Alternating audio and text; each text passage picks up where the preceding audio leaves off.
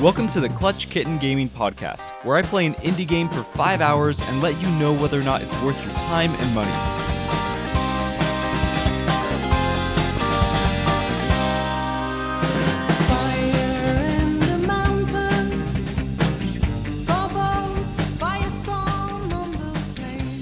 Hello and welcome everyone, this is James, also known as Clutch Kitten, and I am so glad that you're here for episode 54 of the show.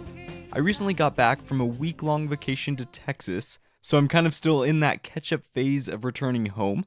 That being said, this show is going to be a lot of fun, and I'm so glad to be back.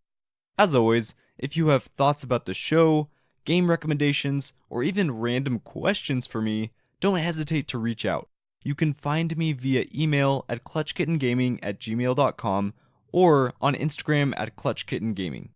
In addition to supporting the show by listening and telling your friends, you can show your appreciation for the content I produce by heading over to iTunes and giving the show a 5-star review. They are always encouraging to read, and they really help to boost the show's visibility. This week we have 2 that I want to share with you. The first comes to us from Zayden1620, who said, "Episodes are such an easy listen, insightful, and not long at all. At the same time, I'm really enjoying the roundtable discussions. Definitely recommended." Zayden, I really appreciate it, my friend. I'm glad that you're enjoying both the normal episodes as well as the roundtable episodes. Honestly, I wish I could do both types every single week. I love the process of reviewing a game, and it's also such a pleasure speaking with fellow gamers and learning about their gaming journey. The second 5-star review was written by Scott_Somers, who said, "Thank you for bringing something new to the world of podcasts. Keep up the great work." Scott, I'm so glad this show feels like something new in the space. That has been my goal all along, so thanks a ton for those kind words.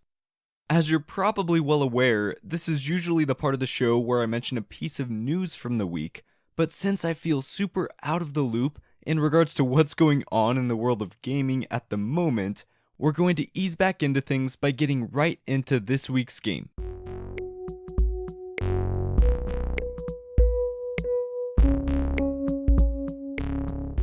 Today we're going to be talking about Heave Ho, which is a physicsy party platform puzzle game. And yes, you can tell my high school teacher about my impressive alliteration. That is allowed. What's interesting about this title is that I don't usually look at party games. It's typically harder to get enough game time in with a group of friends, so I'm very happy that the stars aligned for this game. Heave Ho was released on August 29th of 2019 and is currently available on PC and Switch. It was developed by Le Cartel, which is a studio based in Paris, France, and founded on New Year's Day of 2015. Apart from Heave Ho, Le Cartel has developed one other game called Mother Russia Bleeds. Heave Ho currently costs $9.99, and in terms of how long the game will take, it really depends on how many people you play with and how apt they are at playing the game mechanically. As a baseline though, there's most definitely $10 worth of entertainment in this game. The question really comes down to whether or not the game is fun and worth the time that you put in. In regards to controls, you only really need 2 buttons and a way to control direction, whether it be a mouse or an analog stick. I personally tried the game with my Pro controller as well as with my Joy-Cons, and it worked great with both setups.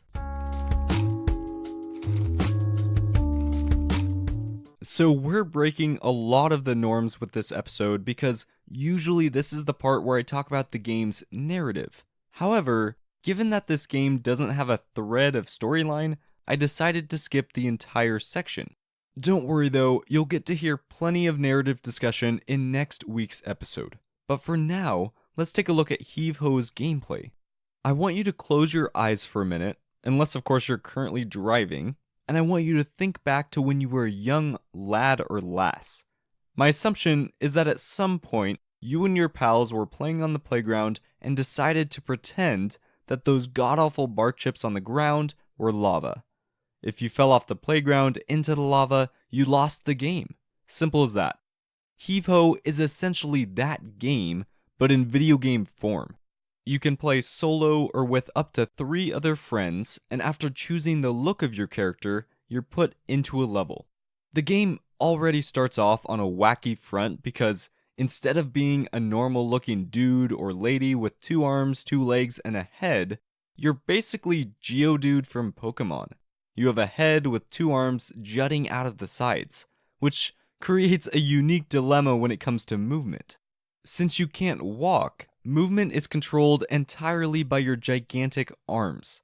The bumper buttons on your controller each correspond to one of your hands. So if you want to grab with your right hand, press and hold the right bumper. And if you want to grab with your left hand, you press and hold the left bumper.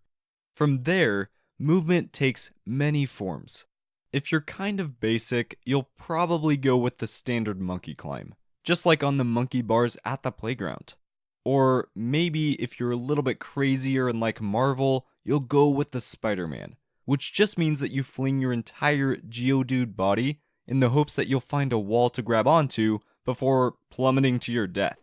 Or maybe you're a dark motherfucker and like to drag your body along like a wounded soldier in battle. You can choose any of those ways to move. But whatever your preferred movement style is, what's most important to note is that movement is actually very intuitive. After a minute of fiddling with the controls, you'll understand exactly what you're supposed to do. Now that you have your character and know how to move, all that you have to do is get to the finish. The game is as simple as that. The only other rule is that if you fall off the screen, you die and have to start from the beginning. At this point, my inclination is to start talking about the level design, which is actually quite good, but instead of getting lost in those details, let's instead talk about what makes this game great: the multiplayer. At its very core, this game was made to be played with others. I'll tell you some about my solo experience in a bit, but let's focus on what makes the multiplayer so fun. First off, the characters and movement are hilarious. Sure, it's still funny watching your character fly to its death when you're by yourself, but the addition of friends amplifies the ridiculous nature of the experience, especially since you're able to climb onto other characters as well. Second, Heave Ho rewards teamwork and creativity.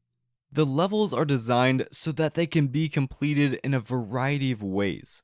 The more people you have, the more avenues you can take to solve the puzzles. Third, this game not only rewards being a good teammate, it also rewards being a good troll. If you like messing around with your friends, this is a perfect game for you to play. You can make empty promises like, "Oh, yeah, I'll totally catch you if you swing over to me." You can make your character emote to irritate your significant other. I'm not saying that from personal experience, of course. Or, again, if you're another dark motherfucker, you can hold the fart button to blast your friends off of whatever platform they're holding onto. Yeah, I'm not even joking. As childish as the fart button is, there's almost nothing more satisfying than using it to screw over a friend who has nearly reached the end of the level.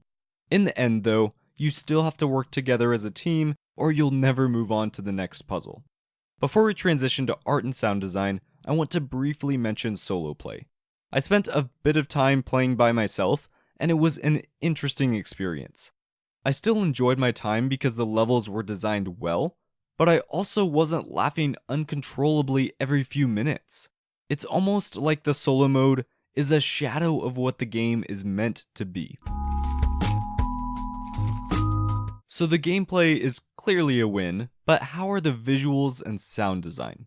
On the art side, this game is cute without being childish, it's colorful without being overwhelming, it's minimalistic without being boring, and it's funky without being annoying.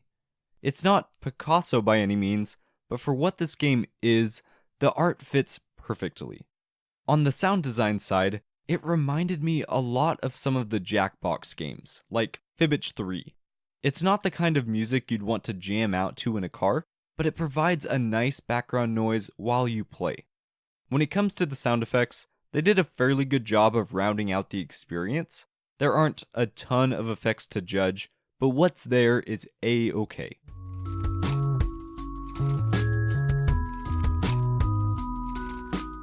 Now that we've talked about the gameplay, art and sound design, let's summarize with some positives and negatives.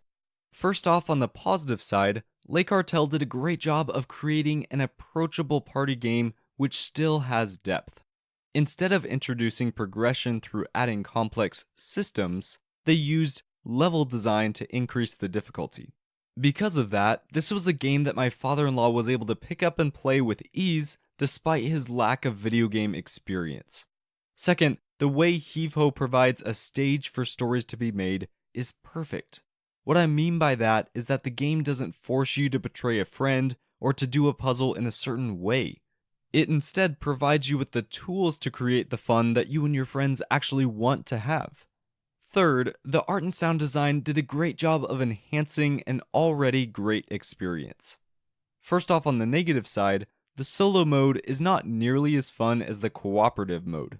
It's not bad per se, but after you've already played with friends, you won't want to go back. Second, I won't spoil how it's done, but there are some mini games that you can activate while you're in puzzles. That fact is actually a really cool thing, but the negative side is that you can't play them as a standalone experience from the menu. That would have been a fun and easy addition of content, as well as a great palate cleanser from the main game.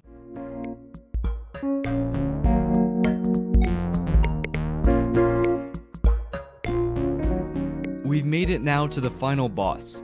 This is the part of the podcast where I let you know whether you should slay the game and buy it, flee the game and avoid it, or farm up and wait for a sale. My verdict for Heave Ho is to slay this game. Unless you have literally no way to play this with friends, I think it's a must buy. For $10, you're getting a wholesome and silly party game that you can break out without the fear of offending someone or alienating people who don't usually play video games.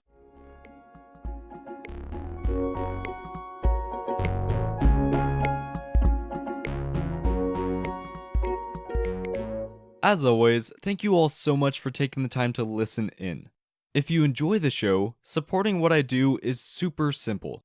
When you inevitably purchase Heave Ho and break it out with your friends tonight, don't forget to mention that you heard about it on the Clutch Kitten Gaming podcast. I hope you have an amazing rest of your day, and I'll see you in-game.